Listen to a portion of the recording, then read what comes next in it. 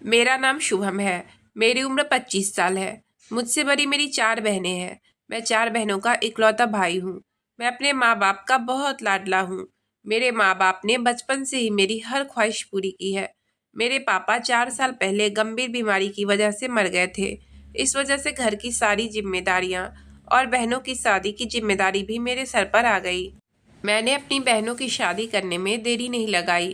पहले मेरी बड़ी बहन का रिश्ता आया, फिर दूसरी नंबर वाली बहन का, और फिर उसके बाद तीसरी नंबर वाली बहन का। 1 साल के अंदर मैंने अपनी तीनों बहनों को विदा कर दिया। अभी मेरी एक बहन और रह गई थी। उसके लिए भी एक अच्छा रिश्ता तलाश कर रहा था। मैंने पढ़ाई छोड़कर काम करना शुरू कर दिया। मेरी माँ भी मुझसे बहुत प्यार करती थी, मेरा बहुत ख्याल भी रखती थी। मैं जब भी माँ को कहता कि मैं शहर से बाहर चला जाता हूँ नौकरी करने के लिए, तो वह मुझे भेजने से साफ इनकार कर देती थी। मुझे नहीं मालूम था कि माँ मुझे घर से बाहर क्यों नहीं जाने देती थी। वह तो बचपन से ही था कि रात को माँ मुझे कहीं नहीं जाने देती थी। लेकिन जब मैं बड़ा हुआ तब भी माँ मुझे बहुत कम बाहर जाने देती थी। एक दिन मैं यूं ही माँ से पूछा कि माँ, आपको क्या हो जाता है जब मैं बाहर जाता हूँ रात के वक्त? तो माँ मुझे कहती कि बस एक वजह है जिसकी वजह से मैं तुम्हें घर से बाहर नहीं जाने देती हूँ। मैं तो माँ की बात सुनकर खामोश हो जाता था। अभी मेरी एक बहन और कुंवारी थी, मगर मेरी माँ अभी तक मेरी शादी नहीं करना चाहती थी। मैं कभी कभी सोचता था कि माँ को तो अपने बेटे की शादी का बड़ा शौक होता है, मगर मेरी माँ को तो अभी तक मेरी शादी की कोई फिक्र भी नहीं थी। मैं तो बस माँ की इन पाबंदियों में फंस कर रह गया था। मैंने गहरी सांस ली। रात के वक्त मैं कमरे में बैठा हुआ था। अचानक से मेरी तबीयत खराब लगने लगी। मुझे घबराहट होने लगी और बेचैनी भी होने लगी। ऐसा लग रहा था जैसे मेरा दम घुट रहा है। मैं कमरे से बाहर आ गया। माँ अभी तक जाग रही थी। पहले तो कभी माँ इतनी रात तक नहीं जागती थी, मगर आज न जाने क्यों जाग रही थी।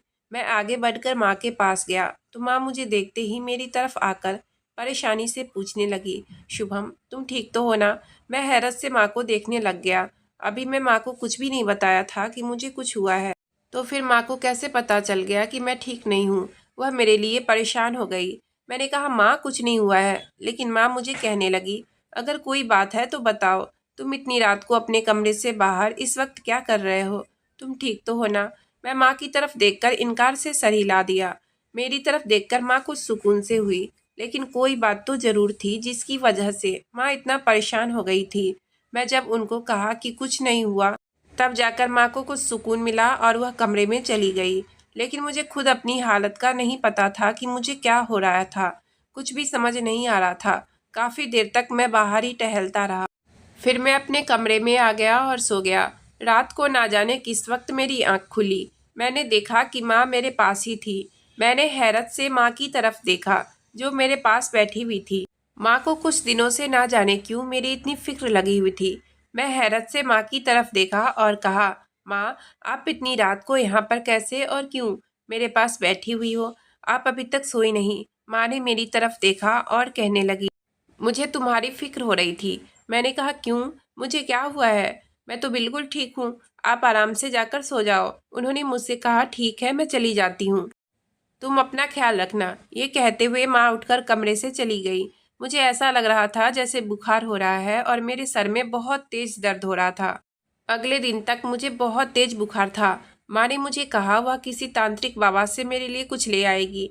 मैंने माँ से कहा क्यों, मुझे ऐसा क्या हो गया है? पहले भी तो बुखार हो जाता था, तांत्रिक बाबा के पास जाना जरूरी है क्या? तभी माँ ने मुझे डांटकर खामोश कर दिया और जबरदस्ती मुझे उस तांत्रिक के पास लेकर गई। वह बाबा मुझे अजीब सी नज़रों से घूर रहा था। उसने मुझे एक गिलास पानी का दिया। जैसे ही मैंने वह पानी पिया, उसके बाद मुझे कोई होश नहीं रहा। जब मेरी आंख खुली तो मैं कमरे में अकेला था। माँ भी कमरे में नहीं थी। मैंने माँ को आवाज़ दी तो माँ कमरे के अंदर आई। मैंने माँ से कहा, उस बाबा ने मुझे पानी में डालकर ऐसा क्या पिलाया था? माँ मुझे कहने लगी, उन्होंने एक दवाई पिलाई थी जिसे तुम जल्दी ठीक हो जाओगे। मैं इनकार से सर हिलाया, क्योंकि मुझे इन सब पर कोई भरोसा नहीं था। मैं इन मनगढ़ंत लोगों को जानता था। उस दिन के बाद माँ का अजीब रवैया हो गया था। मैं जब भी उन्हें कुछ कहता था तो उसका उल्टा करती थी। अब तो वह मेरी कोई बात भी नहीं सुनती थी। जब भी उन्हें मैं कहता कि मुझे कहीं जाना है तो गुस्सा करती थी। मुझे तो उनकी बातें कुछ समझ में नहीं आ रही थी कि आखिर उनको हो क्या गया है। एक दिन ऐसे ही मुझे गुस्सा आ गया और मैंने माँ को गुस्से में कह दिया कि आप मेरी कोई बात सुनती ही नहीं हो और ना ही आप मेरी कोई बात मानती हो। मुझे भी अब आपसे कोई बात नहीं करनी है। उस दिन के बाद वह मुझे कहने लगी कि वह जल्दी से जल्दी मेरी शादी कराना चाहती है। मैं तो उनकी यह बात सुनकर चौंक ही गया था कि कभी उन्होंने मेरी शादी का जिक्र तक नहीं किया था और अब वह मेरी शादी कराने की बात कर रही हैं। आज से पहले उन्हें कभी मेरी शादी का कोई ख्याल नहीं रहा था, लेकिन अब उन्हें यूं अचानक से मेरी शादी का ख्याल आ गया था। मुझे तो कुछ समझ नहीं आ रहा था। माँ की सारी बातें मेरी समझ से बाहर थी। अचानक से मेरी शादी क्यों कराना चाहती हैं? एक दिन मेरी बड़ी बहन घर आई थी। मैं चाय पी रहा था और मेरी माँ मेरी बड़ी बहन के साथ बात कर रही थी। उसे बता रही थी कि उन्हें जैसी लड़की ढूंढनी थी उन्होंने ढूंढ ली है। अब बस दुआ करना कि लड़की के घर वाले मान जाए। मुझे लगा पता नहीं किसके बारे में बातें हो रही है और किसकी शादी की बात हो रही है। समझ नहीं आ रहा था कि माँ किस लड़की की बात कर रही हैं। माँ की बात जब खत्म हो गई तब मैंने उनसे पूछा कि आखिर किसके रिश्ते की बात हो रही थी। माँ ने मुझे बताया कि उनकी एक दोस्त की बेटी है जो बहुत ही सुंदर है, उसी के रिश्ते की बात हो रही थी। वह भी मेरे लिए मैं चौंक गया। उसके रिश्ते की बात तो पहले भी चली थी, लेकिन माँ को तो और लड़कियाँ देखने की फुर्सत ही नहीं थी। वह तो बस एक ही लड़की के पीछे पड़ गई थी। हजारों लड़कियाँ थी मगर माँ को वही एक लड़की चाहिए थी और माँ उसी के साथ मेरी शादी कराना चाहती थी। एक दिन मेरी बहन से बात हुई थी। मैंने उसे कहा कि मुझे भी तो वह लड़की दिखाओ जो माँ ने पसंद की है और उसी के साथ मेरी शादी कराना चाहती हैं। आखिर मैं भी तो देखूं कि वह लड़की है कौन। इसके सिवा माँ को कोई दूसरी लड़की पसंद क्यों नहीं आती है? मेरी बहन कहने लगी, शुभम, माँ ने हमें सख्ती से मना किया है कि तुमको वह लड़की नहीं दिखानी है, कुछ भी हो जाए। मैं हैरत से कहा, क्यों? शादी से पहले तो मैं एक बार लड़की को देखूंगा ही। वह माँ की कैसी जिद है? क्या अब मैं लड़की को भी नहीं देख सकता? अपनी बहन की बात सुनकर मुझे हैरानगी हो रही थी। वह मुझे सख्ती से मना कर रही थी कि कुछ भी हो जाए लड़की नहीं दिखा सकती है। आखिर यह क्या बात हुई थी? मेरी जिसके साथ शादी होनी है उसे मैं देख भी नहीं सकता। यह बात बहुत ही अजीब थी। मुझे इस बात का मतलब बिल्कुल भी समझ में नहीं आ रहा था। मैं कोई पागल था जो बिना देखे ही लड़की से शादी कर लेता? रात का वक्त था, मैं कमरे में बैठा हुआ था। मुझे कुछ समझ में नहीं आ रहा था कि मैं क्या करूं। आखिर में मैं उठा और माँ के कमरे में चला गया। वह मुझे देखकर कहने लगी, क्या हुआ, तुम परेशान लग रहे हो? माँ के पास जाकर मैं बैठ गया और मैंने माँ को कहा, मुझे बताइए, आप मेरी शादी किसके साथ कर रही हैं? मुझे उस लड़की को देखना है। माँ मुझे देखकर कहने लगी, क्या हो गया है अचानक से तुम्हें? मैंने बस एक बार कह दिया ना कि जिस लड़की के साथ मैं तुम्हारी शादी कराना चाहती हूँ तुम उसे नहीं देख सकते। मैंने माँ से कहा, क्यों नहीं देख सकता मैं? कोई तो वजह होगी ना। लेकिन माँ ने मुझे कहा कि वह मुझे किसी भी कीमत पर नहीं दिखाएंगी। मुझे कुछ समझ नहीं आ रहा था कि माँ को क्या कहूँ।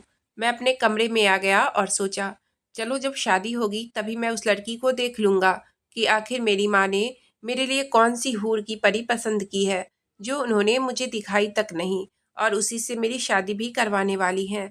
माँ मेरी शादी की तैयारी कर रही थी। माँ को न जाने अब अचानक से मेरी शादी की क्या जल्दी थी। धीरे धीरे मेरी शादी का वक्त आ गया और आज मेरी हल्दी की रस्म थी, लेकिन माँ मेरी शादी में कुछ खास खुश नज़र नहीं आ रही थी। वह मुझे परेशान सी लग रही थी। मैंने माँ से पूछा भी कि आपको क्या हुआ है, लेकिन उन्होंने मुझे मना कर दिया कि उन्हें कुछ भी नहीं हुआ है। जब फंक्शन खत्म हुआ तो मैं कमरे में आ गया। मुझे ऐसे लग रहा था जैसे मेरा दम घुट रहा हो। मुझे ना जाने क्या हो रहा था। मैंने पानी पिया मगर फिर भी ना जाने क्या हो रहा था। मैं माँ के कमरे में गया। मुझे चला तक नहीं जा रहा था। मैं बहुत मुश्किल से माँ के कमरे तक गया। वह मुझे देखकर हैरान हो गई थी और कहने लगी, क्या हुआ है, क्यों परेशान हो तुम? मैंने माँ को कहा, मुझे ना जाने क्या हो रहा है। मुझे कुछ समझ नहीं आ रहा था कि मैं क्या करूँ। मेरी तबीयत कुछ ठीक नहीं लग रही थी।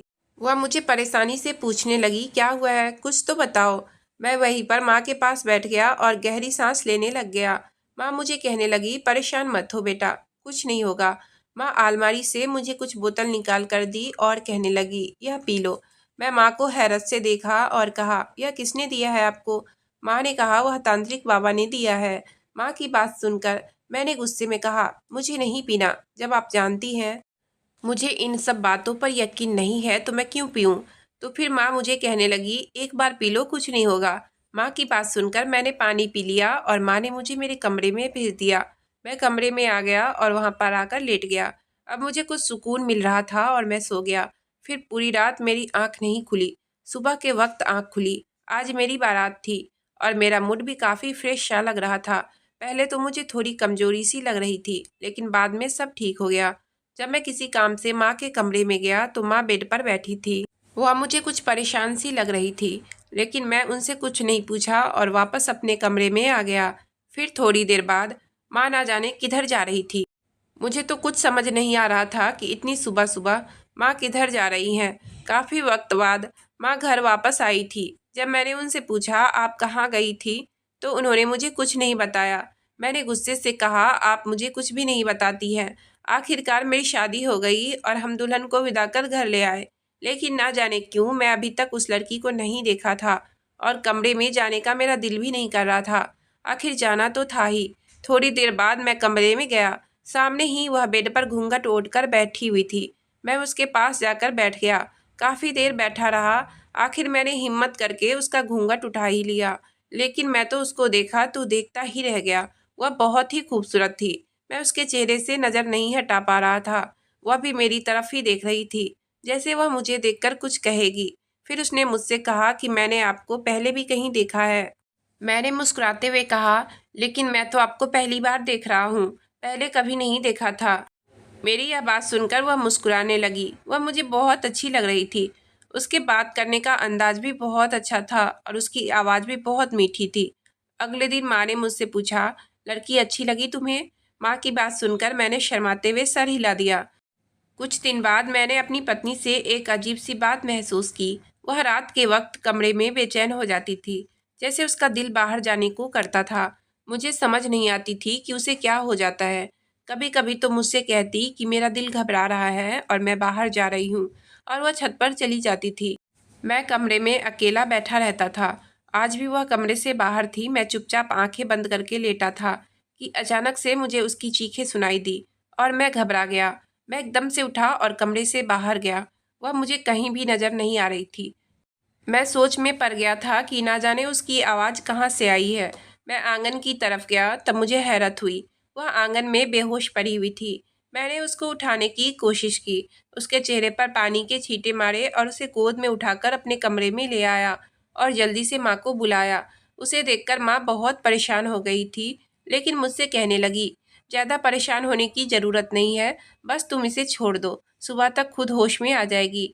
मैंने हैरत से माँ की तरफ देखकर कहा, क्या हो गया है आपको? मैं इसे ऐसे ही छोड़ दूँ? मैं इसे हॉस्पिटल लेकर जा रहा हूँ। लेकिन माँ ने मुझे लेकर जाने से मना कर दिया। मुझे समझ नहीं आ रहा था कि माँ क्यों मना कर रही हैं। माँ के इतना मना करने पर मैंने उनकी बातें मान ली और कमरे में बैठा रहा। माँ चली गई थी। मैं अपनी पत्नी के पास बैठ गया और उसके चेहरे की तरफ देख रहा था। मेरे दिल में कुछ हो रहा था। ना जाने क्यों उसकी हालत अजीब सी हो गई थी। उसके चेहरे का रंग भी उड़ा हुआ था। काफ़ी टाइम मैं बैठा रहा। अब मुझे नींद आने लग गई थी, लेकिन मैं सोना नहीं चाहता था, बस उसे ही देख रहा था। काफ़ी टाइम बाद उसने धीरे से आंखें खोली। मैं उसके पास बैठा हुआ था। वह मेरी तरफ देखने लग गई, जैसे मुझे पहचानने की कोशिश कर रही हो। मैंने उसका हाथ पकड़कर उससे पूछा कि तुम्हें क्या हुआ है? तुम्हारी तबीयत तो ठीक है ना? वह मेरे चेहरे की तरफ देखने लगी। वह कुछ बोल नहीं रही थी और मैं उसी को देख रहा था। अचानक उसकी आंखों में आंसू आ गए। मैंने उससे पूछा, क्या हुआ है? ऐसे रो क्यों रही हो? वह मुझे कहने लगी, मुझे क्या हुआ था? मैंने उसकी तरफ देखा और कहा, उसका तो तुमको ही पता होगा कि तुम्हें क्या हुआ था। अगर तुम्हारी तबीयत ठीक नहीं थी तो तुम मुझे बता देती, मैं तुम्हें डॉक्टर के पास लेकर चलता। लेकिन तुम तो आंगन में चली गई। मुझे तुम्हारी चीखने की आवाज़ आई, तब मैं दौड़ता हुआ तुम्हें देखने चला गया। वह कहने लगी, मैं नहीं जानती कि मुझे क्या हुआ था। मैं उसके चेहरे की तरफ देखने लगा, जहाँ बहुत परेशानी छाई हुई थी। मुझे तो खुद कुछ समझ में नहीं आ रहा था कि यह सब उसके साथ क्या हो रहा है। वह मुझे कहने लगी, वह अपनी माँ के घर जाना चाहती है। तो मैंने कहा, चली जाओ। लेकिन माँ ने मना कर दिया। कहने लगी, पहले अपनी तबीयत तो ठीक कर लो। उसने मुझसे कहा, आपकी माँ ने मुझे मना कर दिया है कि मैं कहीं नहीं जा सकती हूँ। उसकी यह बात सुनकर मैं सोच में पड़ गया था कि आखिर माँ ने उसको जाने से क्यों मना कर दिया। आज जब मैं ऑफिस से घर आया तो मेरी पत्नी घर का काम करने में बिजी थी। मैंने उसके बारे में माँ से पूछा कि वह कैसी है और घर में उसका सब लोगों के साथ व्यवहार कैसा है। माँ ने कहा ठीक है, सबके साथ व्यवहार भी अच्छा है। माँ ने कभी भी मुझे इसकी शिकायत नहीं लगाई थी। वह मुझे उसके बारे में कोई बात भी नहीं करती थी। वह कैसी है और घर में सारा दिन क्या करती है। मैंने सोचा चलो दोनों एक दूसरे के साथ बहुत खुश हैं। लेकिन जब भी मैं काम करके घर आता था तो मेरी पत्नी मुझे देखकर बहुत खुश हो जाती थी। लेकिन मुझे ऐसा लगता था जैसे मेरी गैर मौजूदगी में वह परेशान सी रहती है। मैं एक दिन माँ से पूछा, माँ आप और मेरी पत्नी में कोई बात हुई है क्या? काफ़ी दिनों से मैं देख रहा हूँ आप दोनों एक दूसरे से ठीक से बात भी नहीं कर रही हो। माँ ने मुझे हैरत से देखा और कहने लगी, क्या हो गया है तुम्हें, ऐसे सवाल कर रहे हो? वह मेरी बेटी की तरह है, मैं क्यों उसे कुछ कहूँगी? और वैसे भी वह भी मुझे कुछ नहीं कहती है, अपनी माँ समझती है। तुम बड़े अजीब सवाल कर रहे हो। मैंने कहा माँ, मेरा मतलब यह नहीं था, मैं तो बस ऐसे ही पूछ रहा था। ऐसा लग रहा है कि आप भी परेशान हो और वह भी परेशान है। माँ ने कहा नहीं, ऐसी कोई बात नहीं है। तुम्हारी पत्नी तो बहुत अच्छी है, उसका ख्याल रखा करो, वह जिंदगी में तुम्हारा बहुत साथ देगी। माँ आजकल बहुत अजीब अजीब बातें कर रही थी। मुझसे कह रही थी कि उसका ख्याल रखा करो, वही तुम्हें संभालेगी और तुम्हारा ख्याल भी रखेगी। लोगों की बातों में मत आना। मैंने तुम्हारे लिए अच्छी पत्नी ढूंढी है। मुझे समझ नहीं आती थी कि वह ऐसी बातें क्यों करती हैं। समझ तो मुझे उस दिन आई जिस दिन माँ का देहांत हो गया। मुझे तो यकीन नहीं आ रहा था कि माँ मुझे छोड़कर चली गई। मुझे ऐसे लग रहा था मेरा सब कुछ खत्म हो गया है। मेरी बहनें भी बहुत रो रही थी। वक्त गुजरने के साथ साथ सब अपने अपने घर चले गए, लेकिन मेरी नज़रें माँ को हमेशा घर में ढूंढती थी। वह जिस तरह से मुझ पर गुस्सा किया करती थी और प्यार किया करती थी, मेरी फिक्र किया करती थी। शायद ऐसे फिक्र और ऐसे प्यार मुझे कोई नहीं दे सकता था जैसा माँ करती थी। माँ के बिना मुझे घर काट खाने को दौड़ता था। मैं घर में माँ को ढूंढता लेकिन वह मुझे कहीं नजर नहीं आती थी। जब कुछ दिनों बाद मैं माँ के गम से कुछ संभल पाया तो मुझे पता चला कि मुझसे ज़्यादा दुख तो मेरी पत्नी को है मेरी माँ के मरने का। वह अक्सर खुद में ही खोई हुई रहती थी। मैं जब भी उसे पुकारता था वह न जाने कहाँ खोई हुई होती थी। आज भी वह कामों में इस कदर बिजी थी कि मैं उसे बहुत देर से आवाज़ दे रहा था, लेकिन वह मेरी आवाज़ ही नहीं सुन रही थी। मैं उसके करीब गया और उसके कंधे पर हाथ रखा तो वह एकदम से डर गई और मेरी तरफ देखने लग गई। मैंने उससे पूछा, इतना क्यों डर रही हो, क्या हुआ है? मैं कोई भूत नहीं हूँ। वह अपने इर्द गिर्द देखने लग गई। मैंने उससे पूछा, क्या हो गया है, तुम इतनी परेशान क्यों हो रही हो? मैं ही हूँ, कोई और नहीं। उसने मेरी तरफ देखकर कहा, वह आपकी माँ ने। और यह कहकर वह चुप हो गई। मैं हैरत से कहा, क्या हुआ मेरी माँ को? मैंने जब गुस्से में पूछा तो वह मेरी तरफ देखकर सर हिलाने लग गई। ना जाने उसे क्या हुआ था। मैंने उससे कहा, मुझे खाना दो। मेरी बात सुनकर उसने फिर से सर हिला दिया। मुझे तो उसकी कहानी समझ नहीं आती थी। पता नहीं वह क्या कहना चाहती थी। मुझे तो कुछ बताती नहीं थी और मैं पूछता तो भी वह खुद में ही खोई खोई रहती थी। कुछ दिन गुजर गए तो मुझे पता चला कि मेरी पत्नी माँ बनने वाली है। उस वक्त मेरी खुशी का तो ठिकाना ही नहीं था। खुश तो वो अभी बहुत थी, लेकिन थोड़ी सी डरी हुई लग रही थी। रात के वक्त मेरी आंख खुली तो मेरी पत्नी कमरे में मौजूद नहीं थी।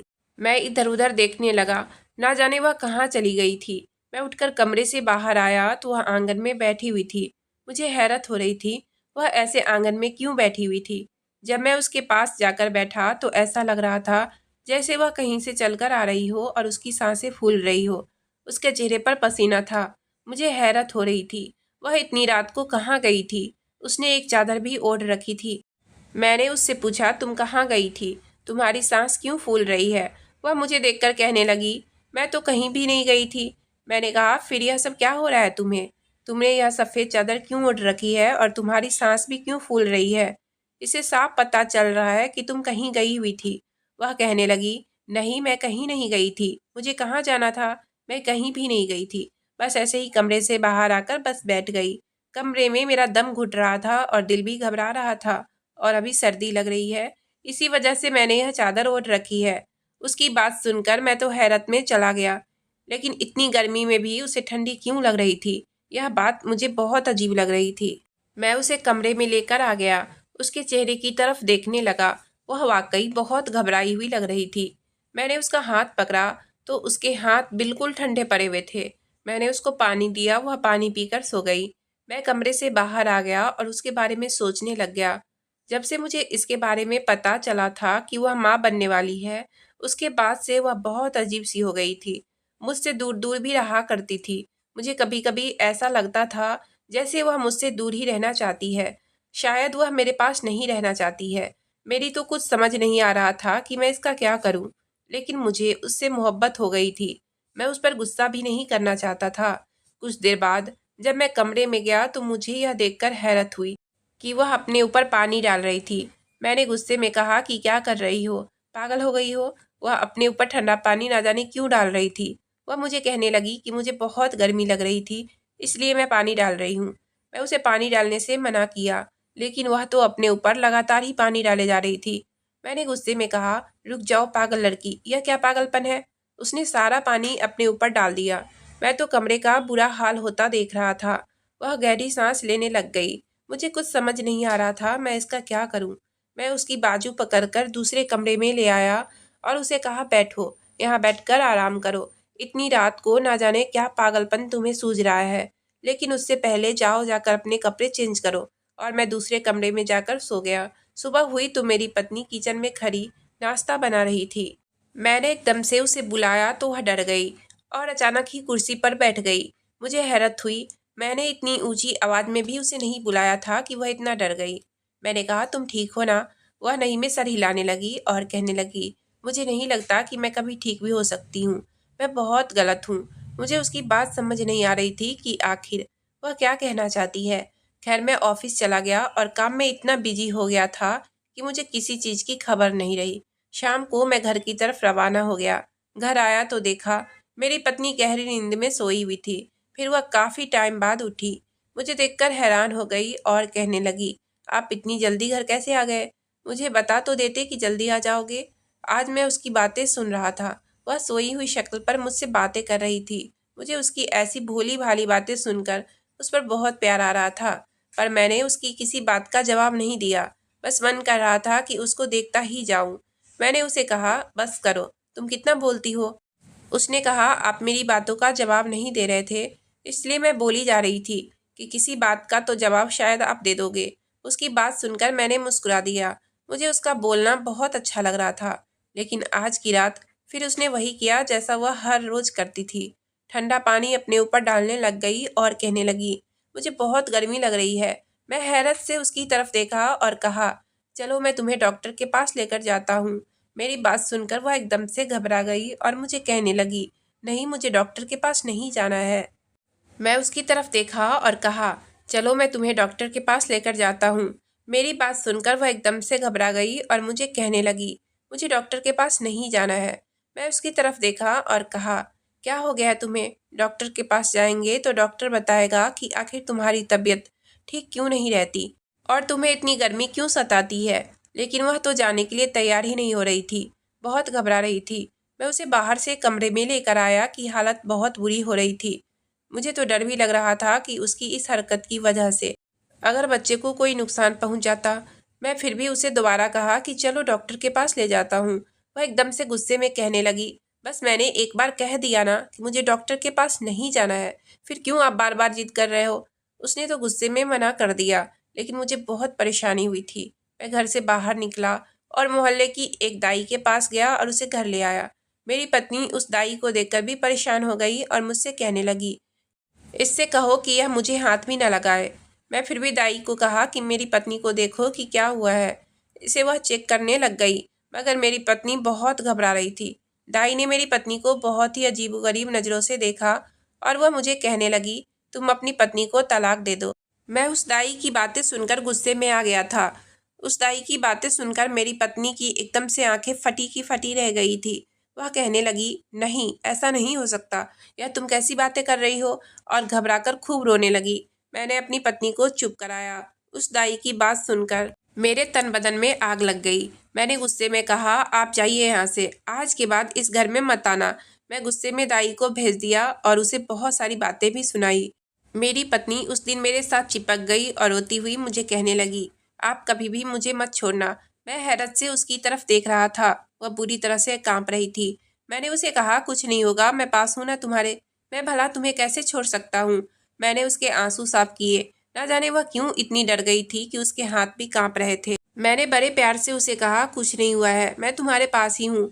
आज के बाद किसी भी दाई को घर लेकर नहीं आऊँगा। अब वह मुझे कुछ सुकून से लग रही थी। उसे तो मैं सुकून दिला दिया था, लेकिन मुझे खुद बहुत ही ज़्यादा अजीब लग रहा था। उस दाई का इस तरह से कहना, आखिर वह कहना क्या चाहती थी? उसका क्या मतलब था? उसने ऐसा भी क्या देखा मेरी पत्नी में जो ऐसी बात कही? उसकी बात सुनकर मुझे अब बहुत परेशानी होने लग गई थी। मुझे कुछ समझ में नहीं आ रहा था कि अब मैं क्या करूं और क्या ना करूं।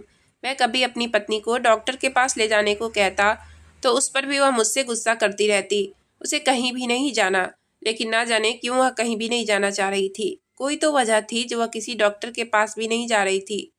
आज रात को वो फिर से वही काम कर रही थी। मैंने पानी को गौर से देखा तो उसमें सफ़ेद कलर का बाल था। मैंने गहरी सांस ली और उससे कहा, मेरी तरफ देखो और बताओ तुम्हारे दिमाग में क्या चल रहा है। मैंने गुस्से में कहा तो उसने एकदम से मेरा बाजू पकड़ लिया और रोने लग गई। मैंने गुस्से में कहा, मुझे बताओ। वह कहने लगी, आपकी माँ ने मना किया था। मैं हैरत से कहा, क्या मतलब? क्या मना किया था? माँ तो अब इस दुनिया से चली गई है। वह मुझसे कहने लगी, मैं सब बताती हूँ, जैसे आप हैं मैं भी वैसी ही हूँ। मैंने हैरत से कहा, क्या मतलब? मैं कुछ नहीं समझा, मैं कैसा हूँ? वह मुझे कहने लगी, आप एक तांत्रिक का इलाज करने के बाद पैदा हुए थे। मैं भी उन्हीं के इलाज से पैदा हुई थी। आपकी माँ उस तांत्रिक के पास जाकर अपना इलाज करवाया करती थी। आप भी अक्सर रातों को ऐसे ही डरा करते थे जैसे मैं डरती हूँ। उस तांत्रिक बाबा ने आपकी माँ को कहा था कि आप जैसी लड़की से ही आपकी शादी करनी होगी, और यही वजह थी जो आपकी माँ ने आपकी शादी मुझसे करवाई। शादी से पहले जैसे आपकी तबीयत खराब रहती थी, वैसे ही तबीयत मेरी भी खराब रहती है। हम दोनों की हालत एक जैसी ही है। जब हमारी शादी हुई थी तब आपकी माँ ने मुझसे कहा था कि ज़िंदगी में कुछ भी हो जाए, कोई भी अच्छी खबर हो या बुरी हो, उस तांत्रिक के पास ज़रूर जाना। उस बाबा ने मुझसे कहा था कि अगर तुम किसी दाई या डॉक्टर के पास जाओगी तो वह तुम्हें गलत ही समझेंगे। इस वजह से 9 महीने से पहले किसी के पास मत जाना। मैंने अपनी पत्नी की बातें सुनी और गहरी सांस भरी। अब मुझे माँ की बात और उनके रवैया समझ आ रही थी कि वह मुझे क्यों उस बोतल का पानी पिलाया करती थी। मेरी पत्नी ने मुझे बताया कि वह पानी भी उन्होंने ही उसको डालने के लिए कहा था। यह बताते हुए वह बहुत रोने लग गई थी। मैंने उसे अपने सीने से लगा लिया और कहा, चलो अब सब कुछ बता दिया है ना, अब कभी तुम पर शक नहीं करूँगा। उसके बाद मैं उसका बहुत ख्याल रखता था। फिर हमारे घर बहुत प्यारी सी बेटी ने जन्म लिया और हम अपनी ज़िंदगी में बहुत खुश हैं।